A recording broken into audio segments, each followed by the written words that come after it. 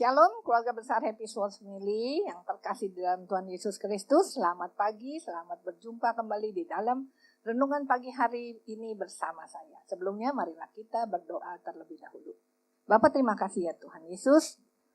Pagi hari ini kami boleh bersyukur ya Tuhan buat kasih anugerah kemurahan-Mu, kebaikan-Mu ya Tuhan, bahwa malam telah berlalu dan pagi sudah datang.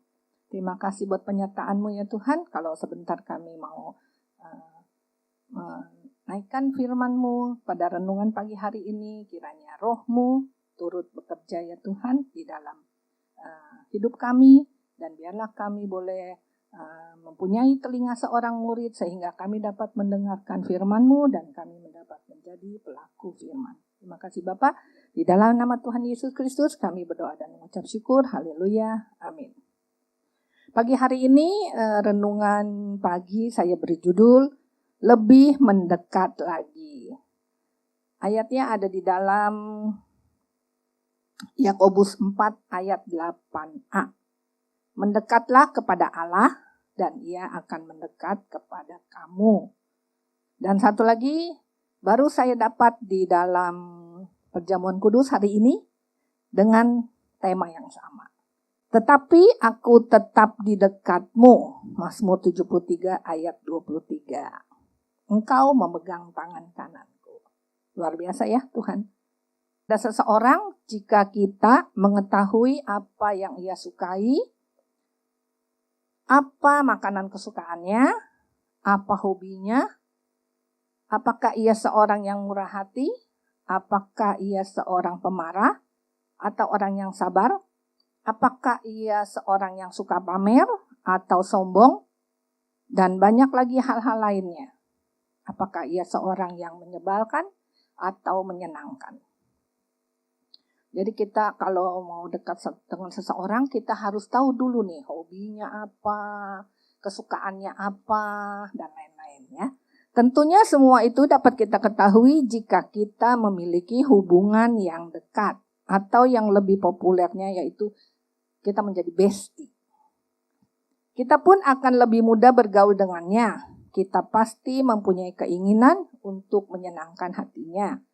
Dalam hal-hal yang positif ya, bukan hal-hal yang negatif. Lalu, prinsip yang sama juga berlaku dalam relasi kita dengan Tuhan. Bagaimanakah kita bisa mengetahui apa yang disukai Tuhan dan apa yang dibenci oleh Tuhan? Pertama, ini yang disukai oleh Tuhan ya. Tuhan menyukai orang yang mengasihinya dengan sepenuh hati, yang tidak pura-pura. Ulangan 6 ayat 5.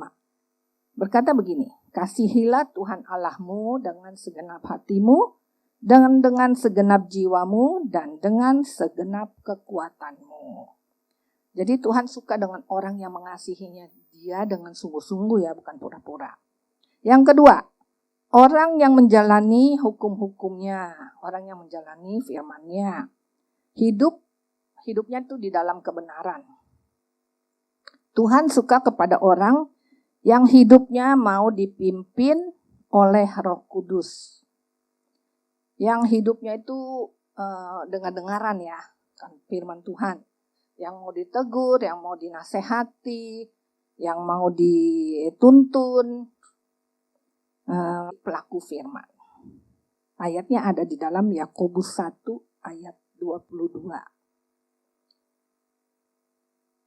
Yakobus 1 ayat 22 berkata, tetapi hendaklah kamu menjadi pelaku firman dan bukan hanya pendengar saja. Sebab jika tidak demikian, kamu menipu diri sendiri. Yang ketiga, Tuhan suka kepada orang yang berani mengatakan tidak pada dosa dan bertobat sungguh-sungguh, sadar akan dosa. Kisah 3 ayat 19 berbunyi, karena itu sadarlah dan bertobatlah supaya dosamu dihapuskan. Ngerti ya? Jadi Tuhan suka kepada orang yang mau berbuat dosa tuh berani tuh mengatakan tidak, saya tidak mau berbuat dosa. Yang keempat, Tuhan suka pada orang yang selalu berharap kepadanya, yang selalu menomorsatukan Tuhan. Ada di dalam Ratapan 3 ayat 25. Tuhan adalah baik, bagi orang yang berharap kepadanya, bagi jiwa yang mencari Dia. Jadi kita selalu menomorsatukan Tuhan terlebih dahulu ya.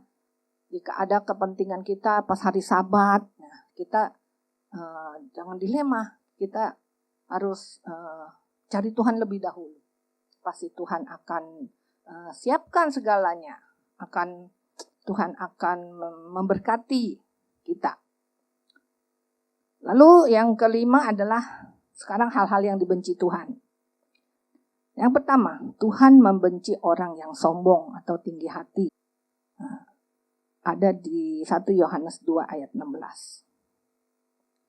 Terlalu banyak firman Tuhan ya, apa jadinya ayat-ayat. Jadi takut nggak keburu.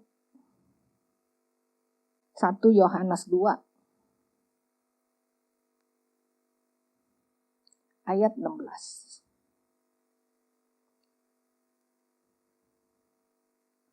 Sebab semua yang ada di dalam dunia, yaitu keinginan daging dan keinginan mata, serta keangkuhan hidup, bukanlah berasal dari Bapa, melainkan dari dunia.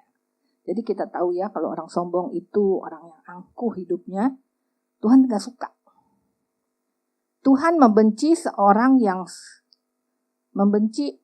suka memberontak, yang tidak mau ditegur. Nah, itu juga termasuk sombong juga ya. Merasa dirinya lebih hebat daripada Tuhan mungkin ya, sampai gak mau ditegur. Tuhan membenci orang yang terus-menerus berbuat dosa. Ya. Dia udah tahu nih kebenaran firman Tuhan, tapi dia terus berbuat dosa lagi. Sadar lagi, bertobat, tapi dia melakukan lagi.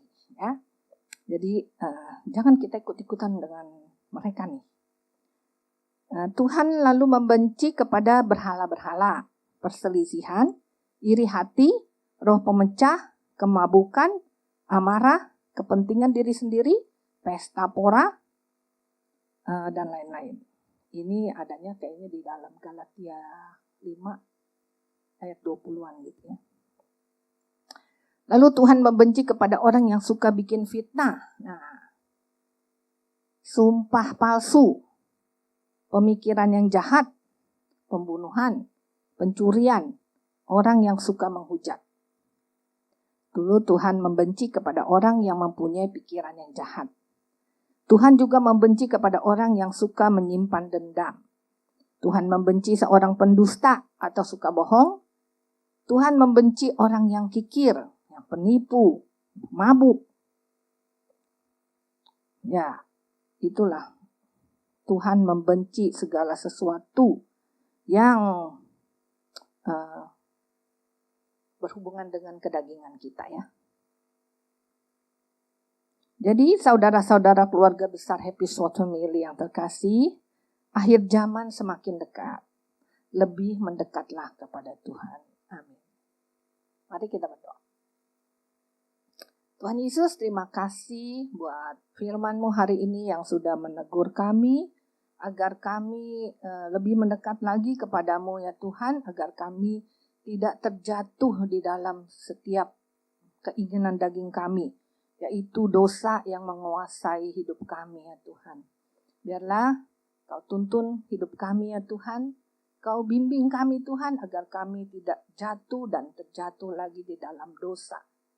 Ya, biarlah ya Tuhan, kami boleh tetap teguh dan kami boleh menjadi pemenang di dalam kehidupan kami oleh tuntunan Roh-Mu. Terima kasih Bapa, di dalam nama Tuhan Yesus kami berdoa dan mengucap syukur. Haleluya. Amin. Terima kasih, Tuhan Yesus memberkati.